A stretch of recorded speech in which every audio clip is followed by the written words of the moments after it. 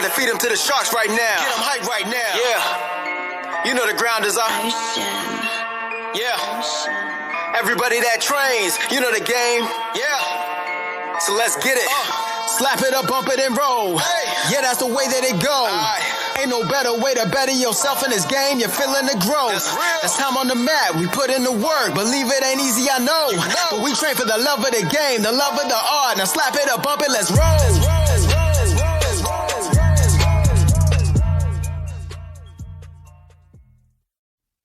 Welcome to episode 81 of the BJJ Campaign Podcast. My name is Jeff Boone. I'm an A3 blue belt, 3 stripes. Phil Kors, A2 blue belt, 2 stripes.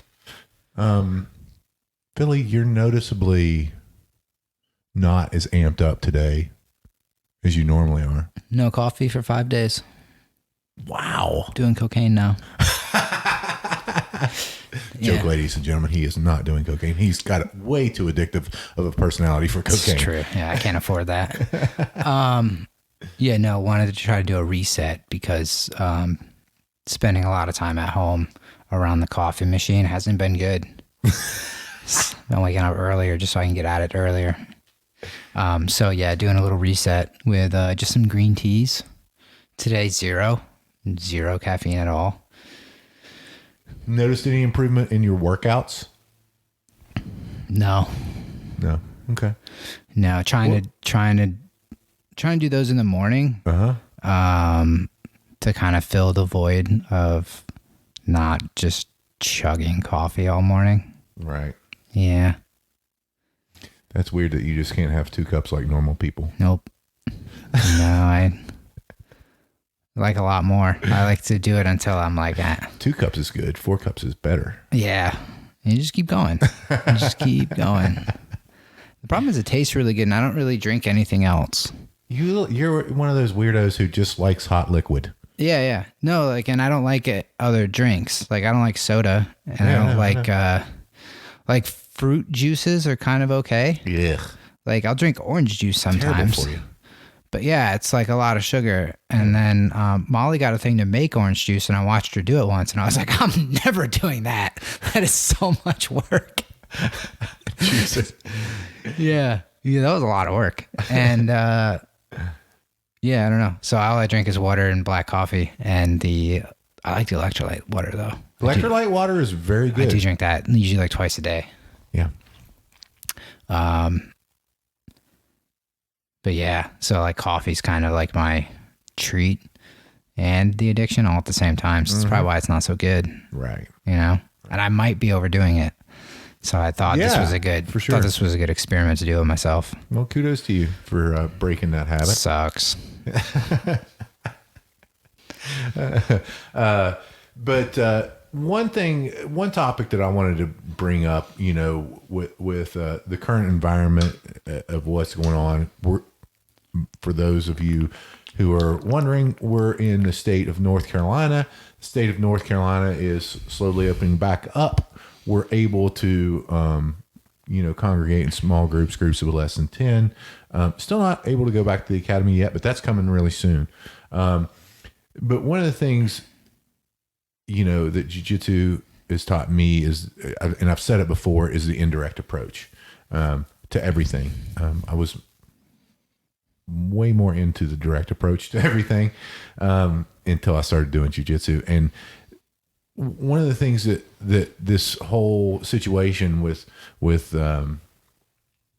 training, the academies being closed and all that stuff, is that there, out of every tough situations, we find ways to grow. And I think that even in our own academy, John being able to consistently put out online content with both the Muay Thai program, with the Jiu-Jitsu fundamentals program, with Jiu-Jitsu mastery program or advanced class, whatever you want to call it, kids stuff and kids class, to be able to consistently put out content and see the people with their families on the Zoom calls doing that and also posting that. How valuable is that to have, not just, you can always look up techniques on YouTube, right? But to have the way that your system teaches, whatever that is, to be able to go back and reference that if you have questions about a technique. I think that's super valuable, right? And I think that's something that's come out of this entire situation, and something that I'm really happy to have. I think that's a tremendous resource for us. Yeah, and we've done instructionals and stuff in the past where we watch and then we try to do it, but we don't know what we don't know, you know? So being able to get feedback basically in the same situation versus when you're just watching an instructional and trying to figure it out. The feedback obviously helps that move along a lot faster, you know? Yeah, for sure. And another thing, I don't know if you've seen this. I don't know. Do you follow Tom DeBlas on the gram? Yeah. He's been Facebook. Yeah. Oh, okay. He's been doing online seminars, and what I love about it, it's like $15 and he keeps it to 50 people or less, so that he said, I'm not going to open it up to more because I can't answer all of the questions if I have 100 people in there. Okay. Yeah. Which I can't wait. I want us to do that. Do one of those, but man, they kind of sell out like as soon as he puts them up. Yeah, probably. You know, but I like his teaching style. Like I like his half guard domination. That whole thing. I think that was super helpful of an instructional. But I think that this is just. There are some academies that are not going to make it through this. Well, Thomas said, before going that way, but Thomas said he's noticed a lot of people that would never trying it, you know, like if the family members or whatever in the house are, you know, going to help out because you need somebody to work with, and they get to kind of get a feel for a little bit of what's going on and what you're doing when you go to class in a much less threatening manner. You know, you're just doing it in your living room. So that I can see how that really opens it up for a lot more exposure to other people who wouldn't ever try it or even think to try it. I didn't even think about that, but and he's saying he's noticing a lot of that, and you know, he's noticing, and this, he said there was one post where he noticed a lot of the people that are consistently doing the Zoom classes are like, you know, not his top competitors and stuff, and he thinks a lot more people are comfortable. What I got out of what he was saying was a lot more people comfortable doing it in their own home, which is similar to people who don't want to go work out in a gym, you know? Yeah. Yeah, no, totally agree. I mean, there is something to be said for it. Because he said he's going to keep doing this. Oh no, he said worldwide. He's doing this worldwide. So basically, because he's got, I don't know how many. I don't want to quote.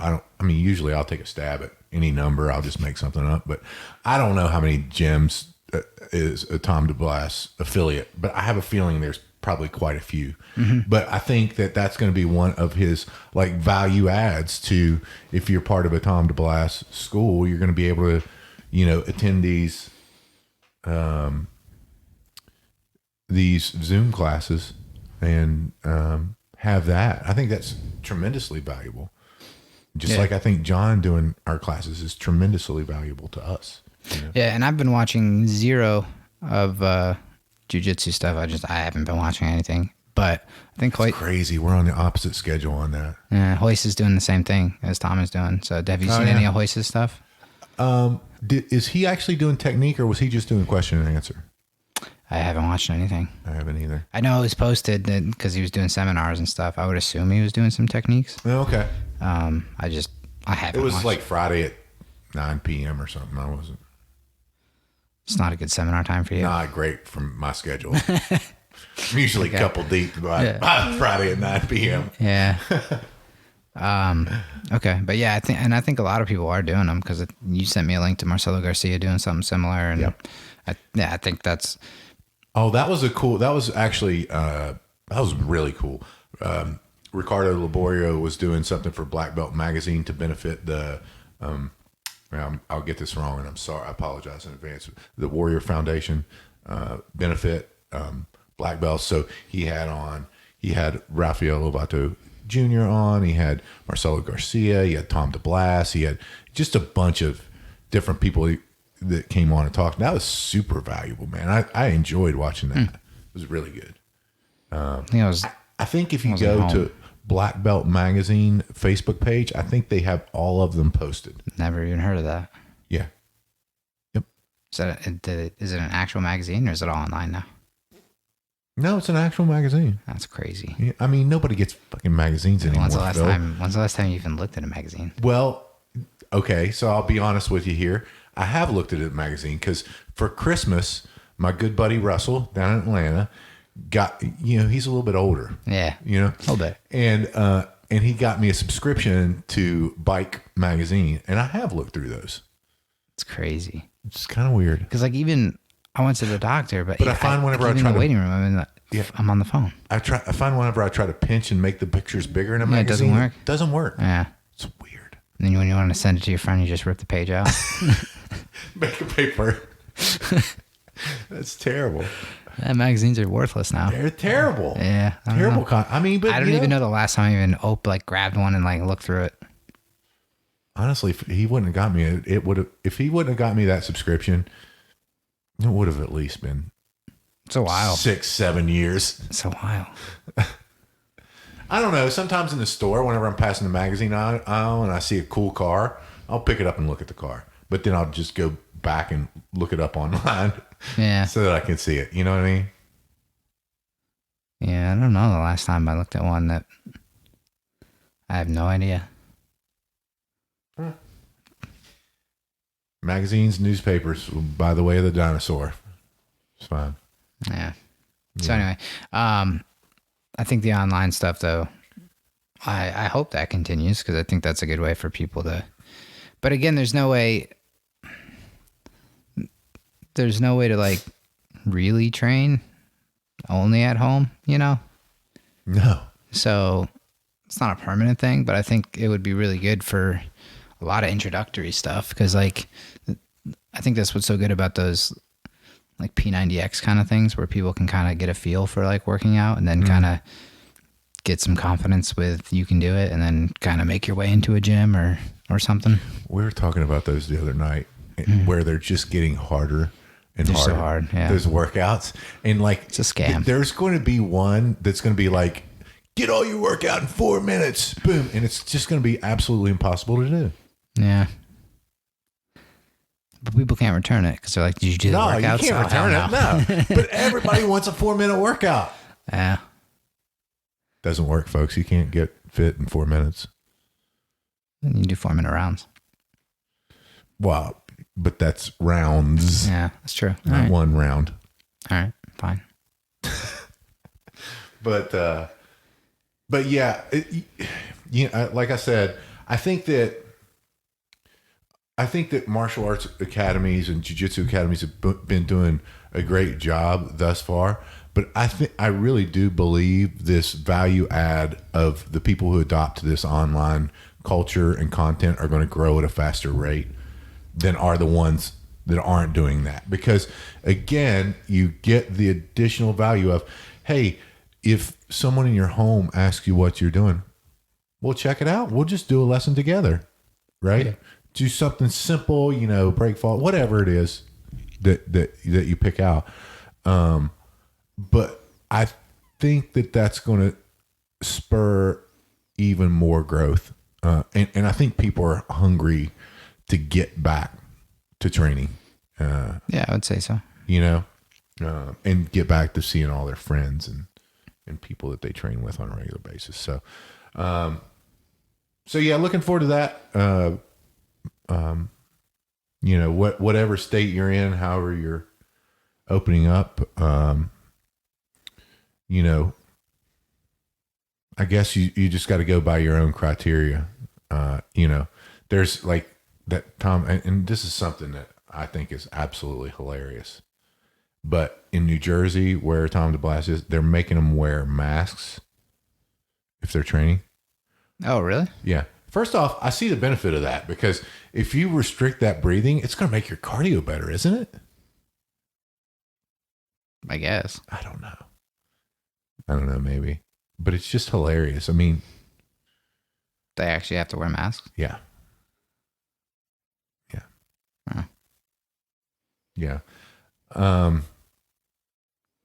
probably not going to exercise that option.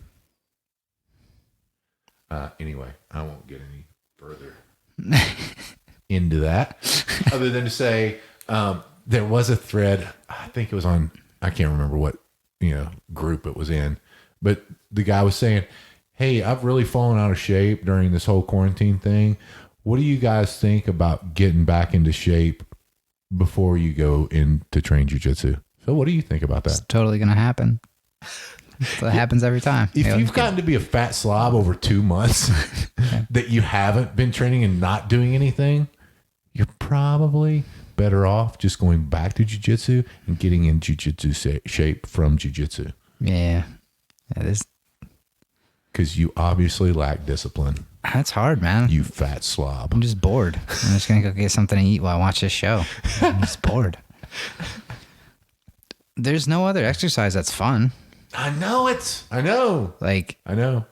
You took away. Push-ups are not fun. You took away the only exercise that's fun. Right.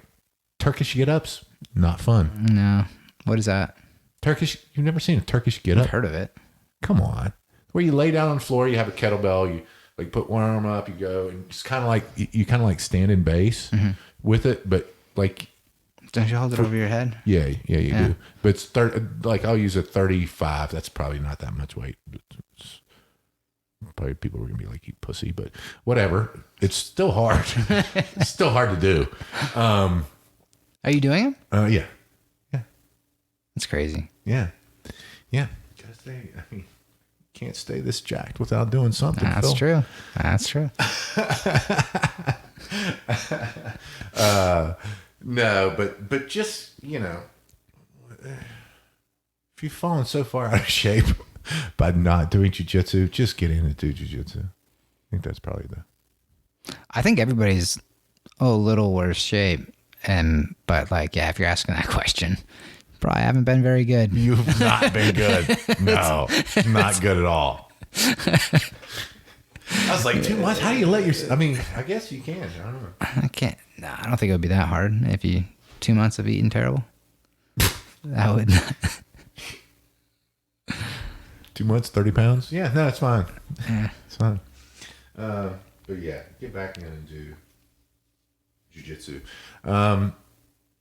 So at this point, let's talk about something based upon a topic, and that is rolling with upper belts.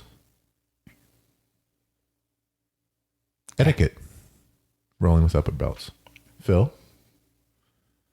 what do you follow? What rule set do you follow? The same one. Heel hooks and a gi? I don't know how to do heel hooks. Can't heel hook anywhere, so it doesn't really matter. Same way. Just try to do what I think I can do and see what works and what doesn't. Ask questions. No, for sure. Ask questions. You know what? Little tip I glean from the internet from this is that if you're a lower belt rolling with an upper belt, pay attention to the first movements that they do.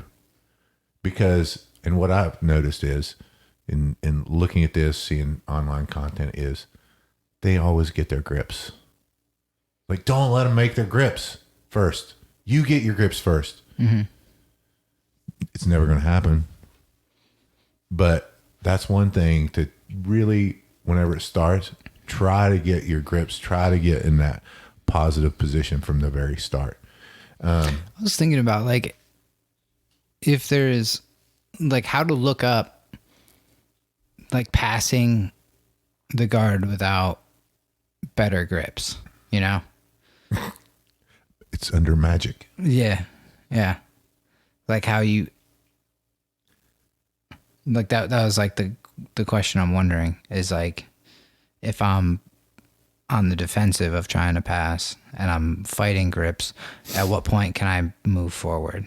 Or without having the grip, is if your grip is better than their grip. Yeah, because I'm not gonna win the gripping exchange, but like, is it possible to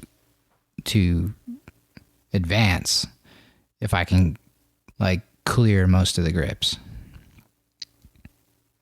and nullify? Yeah. It's a good question. I mean, it takes somebody who's way better at jiu-jitsu than me. I feel like what they're going to that. say is like, then once you clear their grips, you establish your grips, but it just doesn't work for me. I get it. It just doesn't happen. I get it. Yeah. I get it. That's the difference in upper belts, is they know when and how to get the grips. And I guess the other thing I don't understand is, or it just takes too long, like for me to make the next connection. Mm-hmm. Like if I start and I know what I want to do and they stop that from happening, like if I want to do a knee cut and they get their knee in because my elbow wasn't close and like can push me away, like I know I want to go to the next step X-pass of that maybe, but in the time it takes me to make that transition, they already have blocked that one. Like I'm not going to be able to finish that. Then you take them over the other side. Yeah. Bring them back, reset. I mean, that's what they do when they're passing my guard. Yeah. So I guess the thing is like, how do you, and I guess that comes back to like what AJ said when she was talking at Origin. She's like, you just go. You just do your knee cut pass and you just go. Like you stop trying to like find the perfect grip and everything, which I think has helped a lot with like my balance and everything. Like I can stand up in the guard for a while and like, deal with fighting and stuff, but I never advance, and I don't know if that would be what I should go back to trying to do. I think that's a very important lesson, and upper belts have told me that many times before, is you've got, don't sit there and try to perfect the grip. If you get a grip, go. Just go, because you're giving them time to adjust. Because when you make that first grip, they know what the hell you're doing. I mean, we don't, but they do. Right. And on some things we do know, but yeah, that making the grip and go, it makes a lot of sense. It makes a lot of sense to me, because you want it to be perfect whenever you're drilling, but whenever you're amidst a competition or training, very rarely is anything going to be perfect. There's sometimes that I'm like confident with like my gripping. Like if it's on the back and I reach in with my hand, I feel if the person's around my skill level, I feel as though like there's a high chance that I'm going to put my hand in a position that I can like choke someone, like I feel like my hand is going to land with a decent grip. It may not be perfect or whatever, but like I know where it's going to go. I guess it comes back to I just need to drill more and practice it. I don't know. Well, I mean, I think that's the real benefit of positional sparring, is that you get, whenever you train those back attacks, your back attacks are going to be better than what the rest of your game is if you train those in positional sparring more. You know what I mean? And maybe your back attacks are on a higher level than what your guard passing is on. 100% your back attacks are on a higher level than your guard passing. But you know what I mean? Like if you find yourself training there more, that's all it is exposure. Plus, there's more variabilities to passing than there is to attacking the back, I believe. Because you don't have, whenever you're attacking the back, you don't have to worry about defending anything. Whereas if you're passing the guard, you have to worry about defending things. There's attacks that they can be doing. Yeah. So there's sweeps, there's submissions, all this. Whenever you're on somebody's back, all you have to worry about is them escaping. Right? You don't have as many things cluttering your mind. Yeah, it seems like with passing, there can either be at each hand or each foot on each of my limbs at any time. And all you're trying to do is get an overload situation, meaning that you've got more limbs, 2 hands and a head, and you restrict their limbs, in other words, not allowing, if you trap their hand or whatever, whenever you're on your back, then you've got a 3-on-2 situation, to try to get to that advantageous situation. That was my best Danaher impression there. That's good. That's good. You have had your coffee. I have had my coffee. Yes, I have. Yes, I have, Phil. Somebody's got to be energetic in this conversation. Got to be fired up. I'm fired up about this.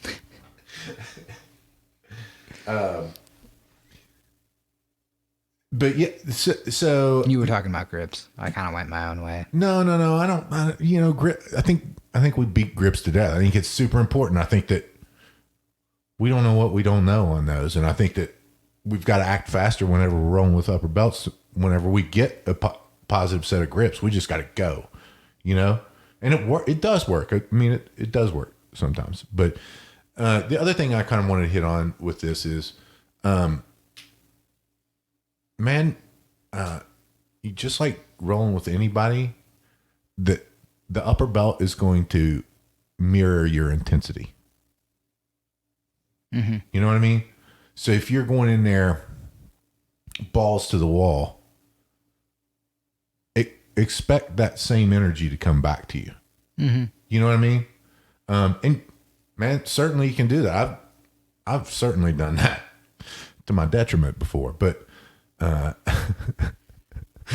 against legs early on, that was hilarious. But just remember that even with people of your belt, if you come in with a higher intensity, they're going to ramp up that intensity as well, and be prepared to deal with that intensity, because guess what? They're better than you at jiu-jitsu. I mean, they've been doing it longer, they're better than you. It's going to happen. So, get whatever you want out of the roll, but also, man, communication is so key, and just being able to, after the roll is over, in between rounds, saying, all right, look, this is the situation I was in, whether it's the passing, whether you say, I kind of had your gi grip, you stripped it quicker than I could do it. Get the advice from the upper belt, because they're always, in my experience, they're always willing to share, things that could help, because they want better training partners. Yeah. Yeah, I usually try to ask why you did or didn't do something. Yeah. And see, because sometimes I'm expecting you to do something and then you don't do it, and that'll throw me off on what I was trying to accomplish. But yeah, I don't know. I always most of the time, like for me, I'm not an upper belt, but for me, most of the time, if you try to do something and I don't have any responses, because I don't want to do what you want me to do, and I know what you want me to do. Right. Yeah. I mean, Let's go one step further. That but yeah, no, there have been times that we've talked and I've asked you after a round or even in the middle of it that you didn't do. I thought you were going to be doing this, and then you changed up and did something else, and it worked for you, but I thought the right move at the time would have been something else. So I'll ask about it. And I think Joey told me once when I was asking him why he didn't do something, and he was like, I don't really know, but I knew you wanted me to do it. Yeah. So I just didn't do that. And I was like, okay, fair enough. Right. Yeah. Yeah. No, clearly if somebody's steering you in one direction, it's not the direction you want to go. Sometimes I'm super subtle. I never see it coming. Not so much. What other rules do you have? Be respectful. Right? I think that's with anybody. I don't, now that I think about this isn't really just with upper belts. It's just. So like I said earlier, the same. It is the same, isn't it? Yeah. It's the same. Try hard. Okay. Yeah. I don't know. So here's something I do. Like whenever I'm getting put in a bad position, sometimes I just play dead. You know? Just wait there. I just play dead. Yeah. I'm like, all right, if I don't respond in any way, he can't do anything. It's not true, by the way, Phil. It's just what my mind thinks whenever I go into the play dead scenario. Yeah. And I pay super close attention to where they're going next, like whatever they're doing it, what grips they're doing and where their feet are going and stuff like that. And then sometimes they'll just stop there like, are you okay? Are you all right? Yeah. I'm like, yeah, why? They're like, you're not really moving. I'm like, because I know you want me to move. I don't want to move. I don't want to do what you want me to do. Yeah. So play dead sometimes. Might help. Slow things down. May give you a breath. Slow things down. That may be my worst advice ever on this. Slow things down and play possum. Works every time. Yeah, I mean, I've done it when I'm like super tired, and it's like I'm not really even super tired. I just want to see what's going on for a second. Well, I'll stop almost a lot of times when I'm in a new position to me, or like I used to do this a lot, but like just I don't know what to do next, so I'm literally just waiting to see what you're gonna do, because I don't know what to do, and I would just see what they did and try to remember it later. So then I have an idea of how to react or what to react against, because sometimes when I would just end up entangled somewhere and I'm like, I don't even, No, so, I know. I would stop a lot early on for that reason. I think it's important, man. I mean, I think I think depending where you're at, and what you're doing, if you're white belt, it actually is not a bad idea. To just kind of regain your bearings and be like, all right, so what's going on here? What is actually happening before you get submitted or whatever? I don't think that's a bad idea, and then kind of learn from that. So, yeah, I think we beat that one to death. Much like the other. Or is it just playing dead? It's good. Right. So, Gordon Ryan update. Let's hear it. If you're not watching... Don't you need a Flow Grappling account? Yes. Well, then nobody's watching it. Roasted Flow Grappling. Yeah, you do. You have to pay for the whole year up front. Like, that's kind of dumb. Yeah, you're like locked in for a whole year. I didn't know. I thought it was like $11 a month. Yeah, for every single month. Yeah. Yeah, I don't care. I'm still... No, I know. I had looked into it once, and I didn't like how they did their structuring and stuff. Well, during this quarantine, I wouldn't have been able to watch like 6 hours a day of jiu-jitsu if I didn't have a Flow Grappling account. So That's true. They've been really Johnny on the spot on this quarantine stuff, Yeah. And so if you do have a Flow Grappling account, I highly encourage you to watch the King Ryan TV show, because it's kind of a lazy nickname. Kind of, yeah. I'm going to say it. It is a lazy nickname. Whatever, man. He's the best. Why wouldn't you do whatever you want? I'm just saying he could have put more thought into that. He could have. I have a feeling they're just paying and throwing him cash, And it's like, all right, we'll just do this. Who is? Flow Grappling. Oh, yeah. I know, they are. Yeah. Yeah. Making it rain for Gordon Ryan. For sure. And he'll take it. But he's had great guests on there. Recently he had Henry Cejudo on there, which I thought was interesting. And how they met was Henry Cejudo came to ADCC, and I didn't even know this. By the way, Henry Cejudo, 125, was it 125? 125 and 135 pound UFC champ. Just beat Dominic Cruz for that. And the youngest American Olympic gold medalist ever. He won Olympic gold at 20 years old. He was on the team with Daniel Cormier. Yep. He was on the wreskling team with Daniel Cormier. And who else?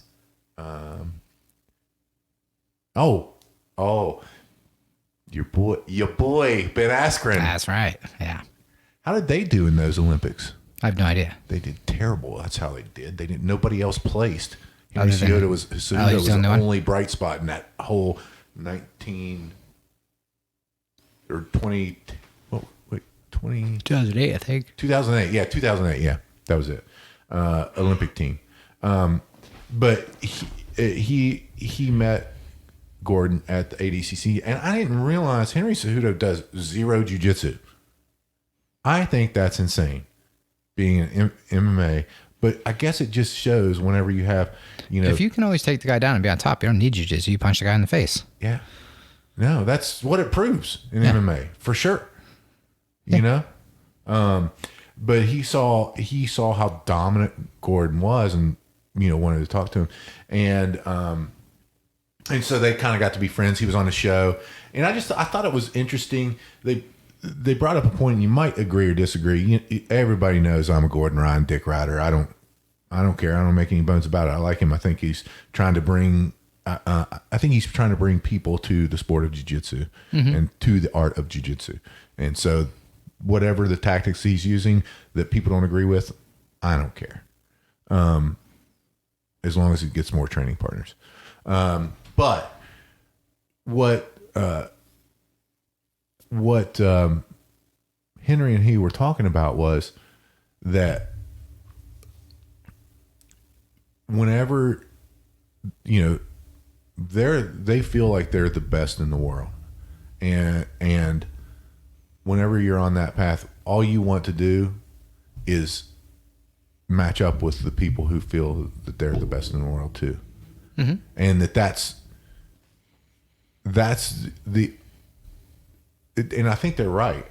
And knowing that they can lose, right? I mean, the feeling that they can win, but knowing, especially in MMA, that anything can happen. I think Gordon Ryan's a little less worried about that than Henry Cejudo is with all the tools that you have in the arsenal with MMA. But that leads to a level of humility that few people experience because they haven't been in that situation. And I think that was a super interesting point. I encourage everyone to, at least, I think Flow Grappling has put a few clips on YouTube from that King Ryan show. I would encourage you to listen to it because I thought it was a really interesting point. And like him or love him, Gordon Ryan is trying to get the matches with, because you're not going to hate him. Me, I love him, but you're not going to get. He's trying to get matches in any way that he can with the best people in the world, and they're all dodging him, every one of them. And that's a shame. It's like that. It's like the Mayweather Pacquiao took 12 years to get that fight going when Pacquiao was well past his prime. That's probably a good ploy by Mayweather, but it. In jiu-jitsu, it doesn't have to be that way. Yeah. I like to see him go up against whoever. Yeah, same here.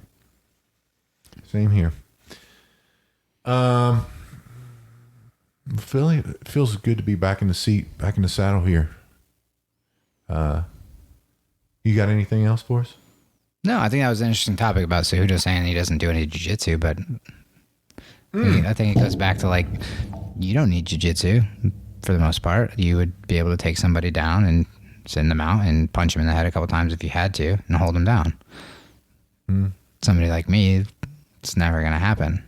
So jiu-jitsu is more beneficial for the self-defense aspect more than just the straight-up attacking aspect with the guard and everything else. So yeah, I think it makes, maybe not makes sense, but not as shocking to hear that somebody who's the best in the world at taking somebody, his own size, down to the ground and controlling him for a pin doesn't need to have a guard.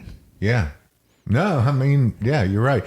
And the last point I wanted to make on this too was Gordon and Henry, I think, are going to do an instructional on takedowns for jiu-jitsu. So they're going to collaborate on that. I thought that was really good. That may be something. That may be the next one. What? He's got a lot scheduled. He's got the whole open guard one. He's been talking about doing forever. I should release. He already released it Friday. Oh, it did? Yeah. Oh, I didn't even see anything about it. Okay. I think so. Yeah. I think it was Friday. Okay. I thought. Oh, wait. Was it back attacks? I think that's what he did first, because I thought he was saying it's like I'm sorry. It wasn't open. He is June or doing something for an open guard one. Yeah, he is. I can't even doing open imagine guard. how long that's going to be. I don't know. I don't know. It's probably going to be like $700. Could be. Yeah, maybe. I'll buy it. It's like I'm interested to see it. Yeah. But at the same time, I know I'm not going to make it through all that. No. It's too much shit. It's just like, hey, Danaher answered me whenever I posted on his, about just taking in the pieces that you can and coming back and using it as a library resource, Yeah, I mean, so you get the pieces from it you can, and then keep it there. You're always going to have it. So what's the matter? I guess so. Yeah. It's the same as going to class. Yep. Not quite, but yeah. Yeah, you're right. Yeah, I am. It is. Yeah. It's the same. You're going to pick up whatever pieces you can, and that's it. Yeah, you're right. Not much I can do about my brain refusing to cooperate and remember everything. Right. Yep. And now we'll have video resources for that. Bam. It's true. With that, Philly. Neuralink. What? Neuralink. Oh, man, I can't wait till it just uploads to my brain and I know what to do in every situation. Listen. I know you will. I am all in on that technology, baby. Did you listen to his new one on Joe Rogan? I haven't yet. Okay. I will, though. He was also on Lex Friedman a couple times. Yeah, I listened to two of Elon those. Musk, for those out there who have been in a cave for a couple years. Philly, tell the folks how they can support us if they choose to do so. Share the podcast with all your friends. That's it. Yeah. Buy a rash guard. Rash guards are cool. I mean, but don't buy an extra large or 2 extra large because we don't really have many of those. Yeah, we're out of those. So all my under 200 pound people buy a rash guard. Yeah, exactly. Also, role model camp, all women's camp. I think it's rescheduled for. I know they rescheduled it. I don't August? know. I don't know what the rules are on. Well, go look it up and apply the BJJ Campaign podcast code for a nice discount. Mm-hmm. I don't remember what that discount was. Yeah. 15%? I don't even want to say. You already did. You'll get a discount. did. I don't know what that discount is. But they have really good instructors and stuff. I've listened to some of the podcasts they've had with the instructors on, and I've liked that. The Beauty and the Gi podcast. Beauty and the Gi podcast. Shout out to them. Also shirts. We have shirts available. Mm-hmm. Mm-hmm. Check it out. T-shirts, sweatshirts, if you need one for the summer. We haven't been doing much activity in the Facebook group other than Patrick posting memes. Thank you, Patrick. Patrick's carrying. Oh, and AJ posted James wearing the rash guard in his Zoom class. Yeah, that's right. That's right. But if you're not out there doing something to make yourself better each and every day, get out there and do it. Phil and I choose jiu-jitsu. We hope you do too. I'm about to feed him to the sharks right now. Get him hype right now. Yeah. You know the ground is up. Yeah. Everybody that trains, you know the game. Yeah. So let's get it. Slap it up, bump it, and roll. Hey. Yeah, that's the way that it goes. Ain't no better way to better yourself in this game. You're feeling the growth. That's time on the mat. We put in the work. Believe it ain't easy, I know. But we train for the love of the game, the love of the art. Now slap it up, bump it, let's roll.